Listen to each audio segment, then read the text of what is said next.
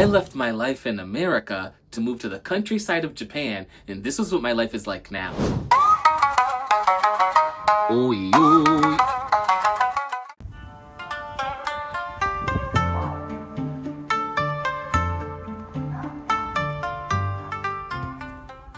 I'm Javi. I grew up in New York. I came to Japan to be with my wife and kids. Coming from the busy city streets to the quiet neighborhoods of what country life in Japan is like. This was a culture shock. I've always been drawn to Japanese culture and food, but it wasn't until I went to Okinawa that everything clicked for me. Life here felt more calm, more intentional, and more peaceful overall. When I returned to New York from Okinawa, that's when I realized I have to go back someday. This is why when the opportunity came for me to move back to Japan, I jumped on it. I thought I would never get used to the countryside of life, but being here in Japan really showed me how to appreciate things like nature, patience, and the beauty of what the world has to offer. Sharing this life with my wife also really does make a huge difference in my experience here in Japan. My wife is an English teacher at a junior high school here. I also teach English at Eikaiwa, which is an English conversational school. Although we both have very demanding schedules, we always make time for each other.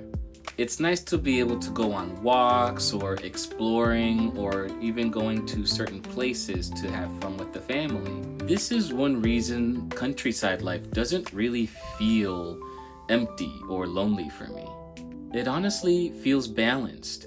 To be able to go for a nice stroll where it's quiet, enjoy the view, enjoy the weather, and really feel at peace with nature. There are beautiful places to visit around here too. It's not just farmland and rice fields. We have temples, shrines. Shrines and temples are part of daily life here. One of my favorite things about where I live is how much beauty truly surrounds us. A shopping mall where we spend slow afternoons, a beach where we reset and relax. It truly is a balance that really gives us the best of both worlds, and it works for all of us here. Our house is small but comfortable. This is the entrance to the house. It's very typical, small, but that's typical for smaller houses in Japan. Our kitchen is small, but it has everything we need, and honestly, it just makes it easier to manage. This is our living room.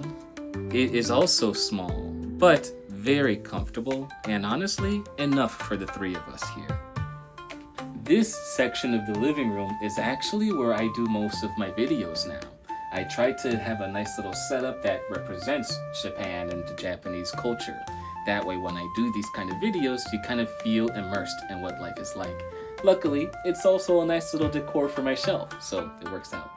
Our room is also in the smaller side. However, we're able to fit a queen-size bed here very comfortably, and that's honestly enough for the wife and I. Rent here, I would say, is roughly the equivalent of about $350 US a month. And you add some utilities to that, you can round the entire thing up to roughly $500 a month US dollars, converting it to what it would be here in Japan. This makes our bills more manageable, allowing us to really just focus on things that matter the most, such as spending quality family time together.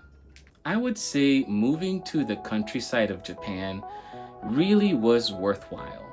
Of course, coming from a place like New York where you are in the city all the time, you kind of don't ever imagine yourself being able to settle in a place that's countryside.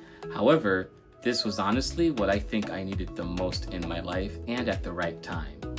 Looking forward, we are planning to move to Okinawa and make that our permanent home. Okinawa was where I originally went to when I first came to Japan, and I lived there for 2.5 years while in the military. It honestly feels like the next chapter for our life, built on everything we've learned here. This life has taught me to slow down and appreciate everything that is around me. so this is my life now. If you want to see the process of us making the move to Okinawa, please follow along and I'll make sure to share all those details along the way.